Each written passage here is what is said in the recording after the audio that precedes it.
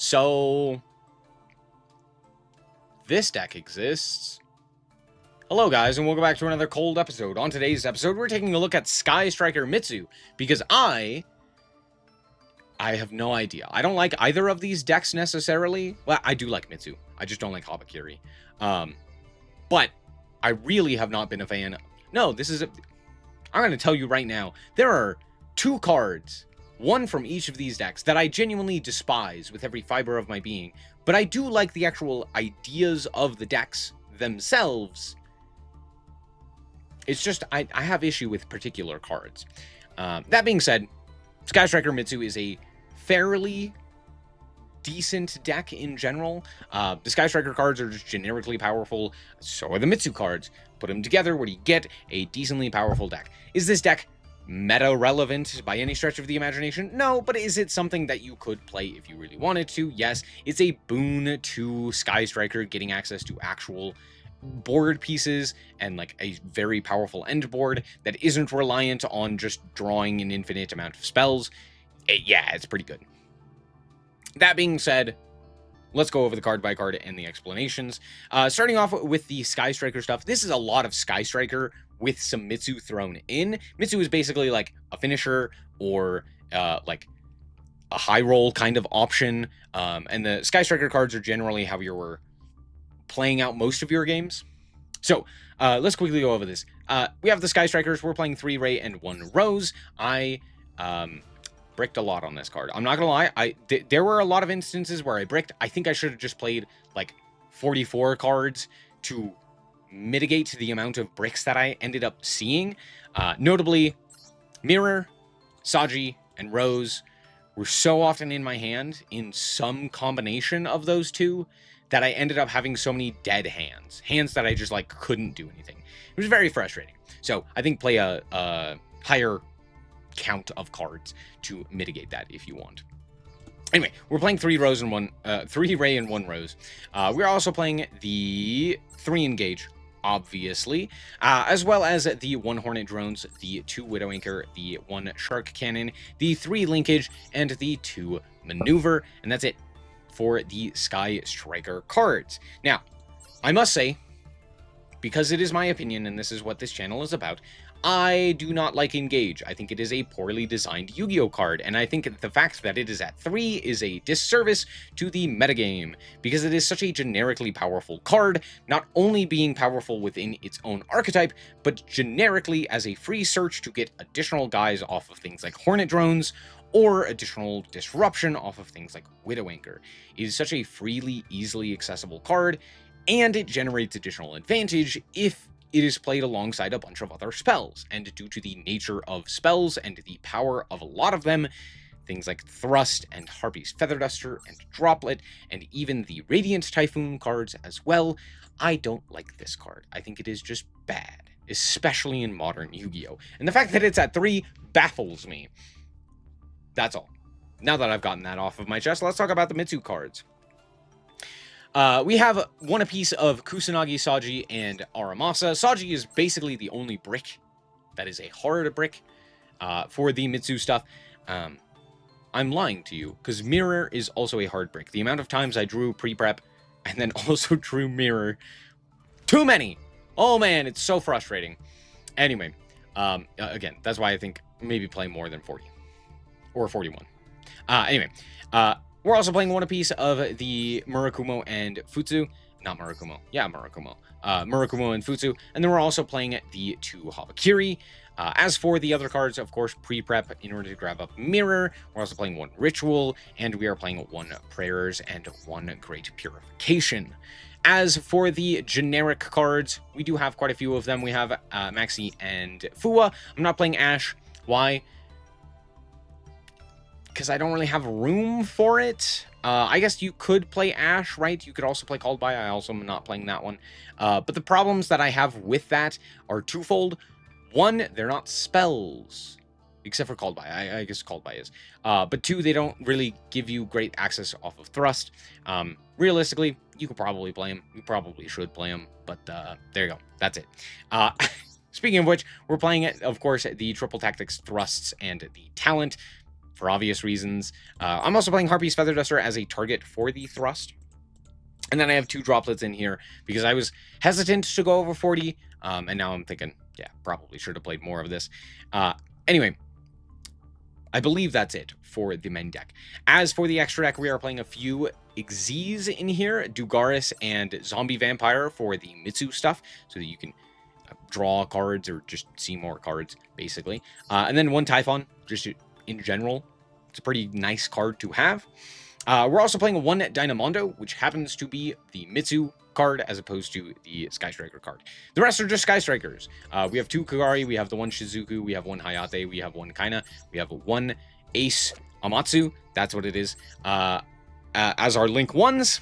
For our Link 2s, we have Zeke, Azalea, and Camellia. Camellia notably can be made utilizing the Mitsu cards, so you can go from Mitsu into Sky Striker and end on the Sky Striker half and the Mitsu half, which is very powerful. And then, of course, we have it to 0 as well. And that is it for the deck. Let's hop into the replays and show you how this deck performed. Alrighty, here we are going first. Let's see what we can accomplish here. And wow, that's a pretty good hand. Except for roses in my hand, because of course it is. We're going to start off here with prep. Never mind. We're going to start off with nothing. That's fine. We're going to activate the... Okay, well, there's the Roach. Okay, I guess we're going 0 here. We're going to activate the... We're activating nothing. We're doing nothing. Alright, cool. Rose is just sitting here in hand. That's all she's doing. Anyway, it's Cool Tune. Wow, crazy. Who would have guessed? They're going to go for the Rotary in order to summon the Q. We're going to activate the... They're going to activate the Q. We're going to activate our Forbidden Droplet, sending away the 0 so that we can fool them and kind of lock them under some of their... I don't know. Lock them into either giving us a bunch of cards or... trying to kill us. Now, to be fair, we don't have any payoffs. We don't have like a Nibiru or something like that. Maybe we should be playing Nibiru. Hard to say. But we draw Habakiri. Nice. Anyway, let's see what my opponent is going to try to do. They're going to try to... They hit the Saji. They hit the Saji? No, that seems... Yeah, for sure. Okay. No, that makes sense. Yeah. Okay. Cool. Look, I got nothing at this point. They banished my Saji. Oh, cool. They went Zaylin.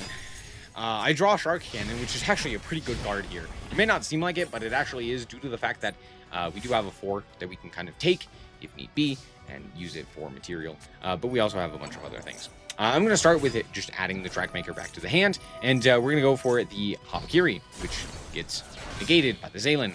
Sure. They're going to go for the back-to-back, and at this point I just make Typhon. Here's the thing. I now get the ability to search off of the Engage, and I cut them off of all of their resources. So I'm just going to search the Linkage, now I get a Bounce, and remove all of the materials from the field. Not only that, but now I can also go for the Harpy's Feather Duster that I happen to top deck, and just remove the field spell, putting them on literally 1 card, better have it. So let's see what they do. Nothing. Great. I'll go for the Linkage here. Out comes Kagari. We're going to activate the Kagari to add back the Engage. Reveal the Rose that was in hand the entire time, and my opponent at that point concedes, seeing that I have everything, and the game is over. Whoo, wow. We got there.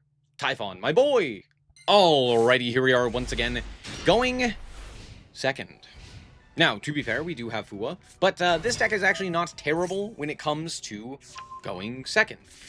So my opponent is going to reveal that they are on Exosister, and I just straight up forgot to activate the Fua loss. I don't know what I'm doing. I saw the 2 4s and then just didn't do anything. Anyway, it's fine. We're going to activate the Fua here. They're going to go for Martha and Ellis. Draw a card, Aramasa. That's a terrible draw, but it's fine. I have 4 normal summons in my hand. 3, sorry. And then I draw Shark Cannon off of their Mika. So I'm like, oh.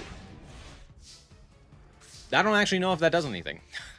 We're going to go Shark Cannon here. They are going to, or we're going to go Linkage. They are going to attempt to banish here, which is fine, because we're going to go for the Droplet, sending away the 2 cards. The only reason we send away the 2 cards here is, there's actually 2 reasons. One, we, of course, want to actually send something for Linkage, so we can't have them just banish a guy. And 2, it puts the 3rd spell into the grave for this Engage in our hand. So that's the actual idea there.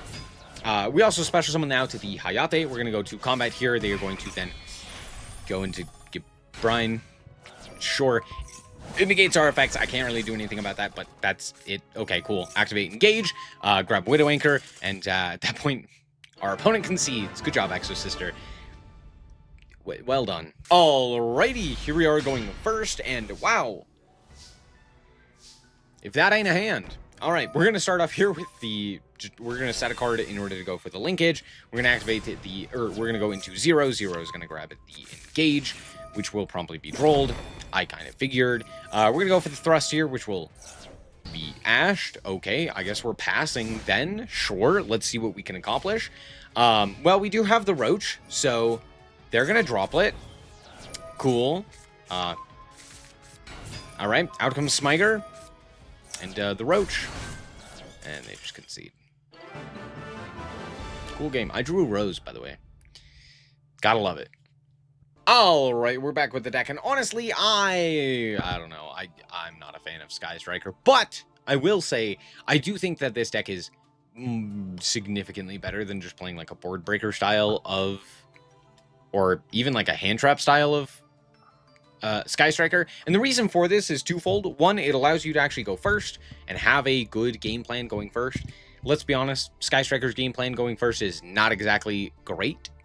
It has stuff that it can do, but it like all of its spells and all of its like power options almost exclusively come in the form of like going second style cards. So having the advantage of going second is actually better for Sky Striker.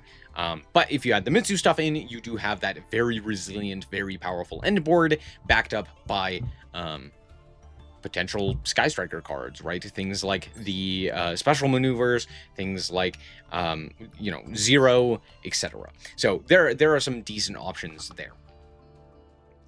2, it also gives you kind of an inevitability of like, hey, if you don't kill me, you're going to die to Mitsu kind of idea, which again is a way to kind of push for the game and push for lethal, where Sky Striker may fall short or may have some issues there. Not saying that Sky Striker doesn't have the ability to like OTK or anything like that, but it's more so that kind of, again, that inevitability of not just, oh, I'm going to deal damage to you, but more so just like, hey, the Sky Striker cards don't always get there, right? They're not always just the sheer advantage that you need, and sometimes the Mitsu cards really do just do too much, right? And kind of push you over that edge, right? And then on top of that, I mean, Mitsu is kind of board breakers, right? They work very similarly to the way that a lot of board breakers work within Sky Striker, but they also work as not just board breakers, but also an engine themselves to establish a board. So it's that idea of like, yo, you still get access to those board breakers, but you also obtain those stronger end board pieces. So all in all, that's my thoughts, right? That being said, ban Habakiri, ban Engage. I hate these cards. I think there's some really cool things going on with both of these decks that are hindered by the mere existence of these cards. And I will say, you probably don't need to ban Engage, at least limit it. I think the fact that it is not a once per turn, and that I have seen this card be activated 5 times in a turn, searching 5 cards and drawing, I think, 4. So, to me, this card reeks of unbalanced, unfair, and unfun. It's same thing with Habakiri, but that's all. I've gotten on my soapbox, but I have at least played the deck. I don't know. There are my thoughts. Thank you guys so much for watching. I hope that you guys did indeed enjoy it. If you did, I like it very much. So appreciate it. And remember to always stay frosty. Bye-bye.